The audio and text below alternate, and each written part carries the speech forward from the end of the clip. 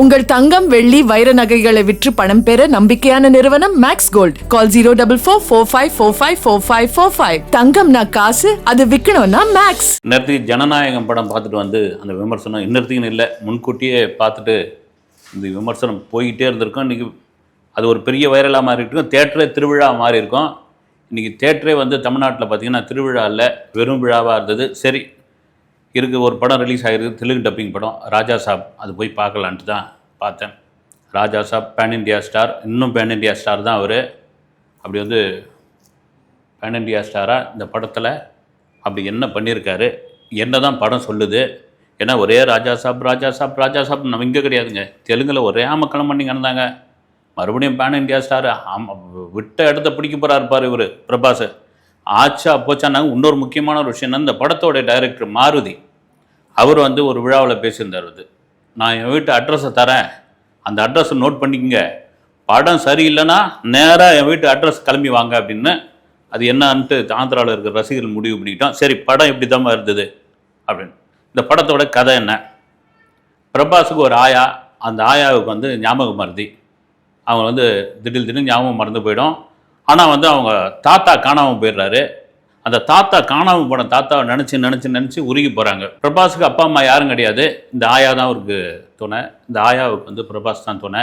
இப்படி இருக்கும்பொழுது என்னடா இது ஒரு ஞாபக மருதி ஆயா வச்சுக்கிட்டு இருக்கோம், அந்த தாத்தா வேறு காணாமல் போயிட்டாரு. அப்புறமா இந்த ஆயா வேறு சொல்லுது வந்து நாங்கள் யார் தெரியுமா, நான் ஒரு ராஜ பரம்பரை, நான் ஒரு இளவரசி, நான் எப்படி பொண்ணும் பொருளும் கட்டி ஆண்டும் தெரியுமா, நான் எப்படி வந்து இந்த அரியணையில் உட்காந்தேன் தெரியுமா அப்படின்னு சொல்லும்போது இவர் ஏதோ பாவம் ஞாபகம் மருதில் புருடா விடுது பொழுதுன்ட்டு அதுக்கு மாத்திரெல்லாம் கொடுத்து ஆசுவாசப்படுத்தி இது பார்த்தா அந்த பாட்டி திடீர்னு கிளம்பி போயிடுதாங்க. அங்கே என்னடா வம்பா போச்சு அப்படின்ட்டு.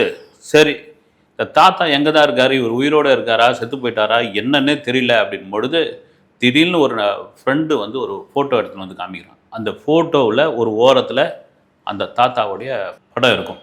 Right, okay. ஹைதராபாத்தில் சார்மினார்கிட்ட தான் அவர் இருக்கார். அந்த தாத்தா யாரும் இல்லை, சஞ்சய் தத். அவரை போய் எப்படியாவது கண்டுபிடிச்சிடலாம் சார்மினார்கிட்ட அப்படின்ட்டு பிரபாஸ் கிளம்புறாப்புல. கிளம்பி சார்மினாரில் இறங்குறாருங்க. இறங்கின ஒரு சார்மினாராக இருந்தால் ஹைதராபாத் சார்மினாராக தான் கண்டுபிடிக்கணும்.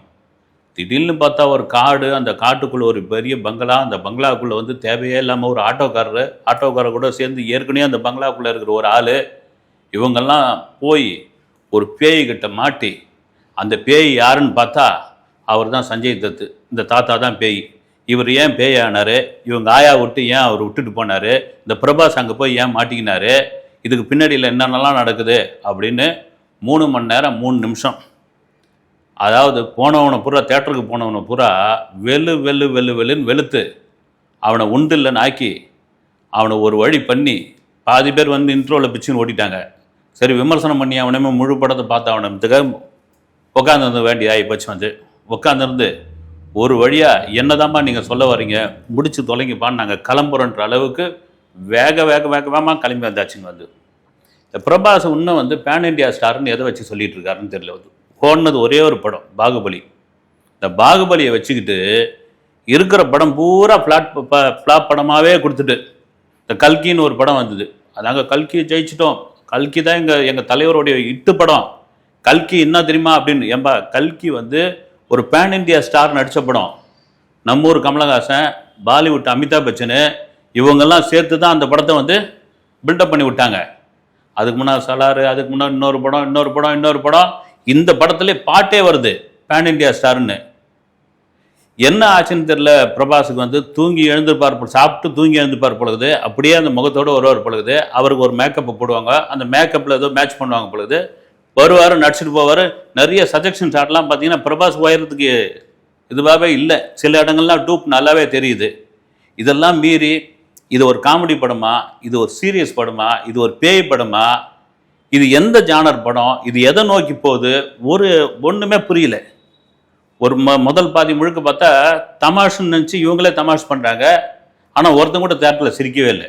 உண்மையாக அங்கே வந்து சீரியஸாக ஒரு விஷயத்த சொல்கிறாங்க. ஆனால் யாரும் பார்த்தா சீரியஸாகவே ஆகலை. ஒரு உதாரணத்துக்கு சொல்கிறோம்னா, ஓப்பனிங் சீனில் ஒரு மார்ச்சவரி வண்டி ஒன்று வரும். அதுலேருந்து வரக்கின ஒருத்தர் வந்து ஒரு மண் சட்டி, வாய் மூணு ஒரு மண் சட்டி எடுத்துன்னு வந்து ஒரு பாரில் உட்காருவார். உட்காந்த உடனே அந்த பாரில் வேலை செய்கிற வந்து, ஹலோ வெளி ஃபுட்லாம் எடுத்து வந்து இங்கே சாப்பிடக்கூடாது அப்படின்னு ஒன்று, வெளி ஃபுட்டா இந்த கையில் பிடின்னு அந்த பானையை எடுத்து கையில் கொடுத்தோன்னே, இது யார் தெரியுமா, ஒரு அனாதை போனத்தோடைய அஸ்தி அப்படின்னு ஒன்று கட கட கடன் நாடும் ஆடும் கை. அந்த அனாதை போனம் சம்பாரிச்சு கொடுத்த 500 ரூபாய் முழு நோட்டுன்னு அந்த நோட்டு பறக்க ஆரம்பிக்கும். அது பறந்து பறந்து பறந்து பறந்து போவோம். அந்த அஸ்தி எடுத்துன்னு வந்த அந்த நபர் வந்து அந்த நோட்டை திருத்தின்னு போய் அந்த பேய் பங்களாக்குள்ளே மாட்டிப்பார். அலறுவார், மிரளுவார். ஓப்பனிங் சீன் அது. ஆனால் ஆடியன்ஸ் பூரா தேமேன்னு உட்காந்துருப்பாங்க. இதுதான் படத்து பூரா நடக்குது. இதுக்கு நம்ம அரண்மனை 4, 5 சுந்தர்சி எடுத்தால் அது எவ்வளோ மன்னிச்சு விட்டுடலாம் பழகுது வந்து. இதெல்லாம் மீறி சஞ்சய் தத் ஒரு பக்கம் வந்து உரிமிக்கிட்டு இருக்காரு, பெருமிக்கிட்டு இருக்காரு. அவர் என்னென்னவோ போய் பண்ணுறாரு, அதெல்லாம் சொல்ல விரும்பலை நான் வந்து. அவர் ஏதோ ஒரு சக்தியை அடையணும்னு விரும்புகிறாரு. இவங்க பிரபாஸோட ஆயா இருக்காங்கல்ல, அவங்க வந்து ஒரு இளவரசியாக இருந்தாங்கன்னு சொல்லி அதுக்கு ஒரு ஃப்ளாஷ்பேக் ஒன்று வைக்கிறாங்க. அப்புறம் பிரபாஸுக்கு 3 ஜோடி. அந்த 3 ஜோடி எதுக்கு என்னத்துக்குன்னு தெரியல. ஒரு ஒரு ஜோடி பேர் வந்து ஞாபகம் இல்லை. ஒரு ஜோடி நிதி அகர்வால், இன்னொரு ஜோடி வந்து மாளவிகா மோகனன். ஞாபகம் இல்லைன்னா அந்த மாஸ்டர்னு ஒரு படம் வந்தது பாருங்க, அந்த படத்துடைய கதாநாயகி. அதுக்கப்புறம் அந்த அம்மா எந்த படத்திலும் நடிக்கலை.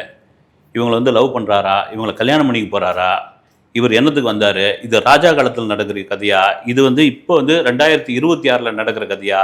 ஆனால் ராஜா காலத்து கதை அப்படின்னு சொல்கிறப்போ அந்த பேய் வீட்டுக்குள்ளே பார்த்தீங்கன்னா 500 நோட்டு கட்டாக இருக்குதுங்க. அது புதுசாக அச்சடிச்சு வச்ச மாதிரி இருக்குது. ராஜா காலத்தில் ஏது 500 ரூபா நோட்டு அப்படின்னு கேட்க தோணுது.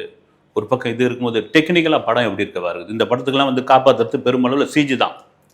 உலகத்தில் சிஜி இப்படிலாம் பண்ணியிருப்பாங்களான்னு தோணுது. அவ்வளோ முக்கியமான ஒரு சிஜி வந்து நிறைய இடங்களில் வந்து இது சிஜின்னு காமிச்சு கொடுத்தது. இதெல்லாம் நம்புகிற மாதிரியே இல்லை. இது மாதிரி ஒரு பக்கம் இருக்கும்போது இந்த படத்தை பின்னணி இசையில் ஓரளவு கொண்டு வந்து தேர்த்தி நம்மளை உட்கார வைக்கிறது அங்கங்கே தமன்னோடைய இசை.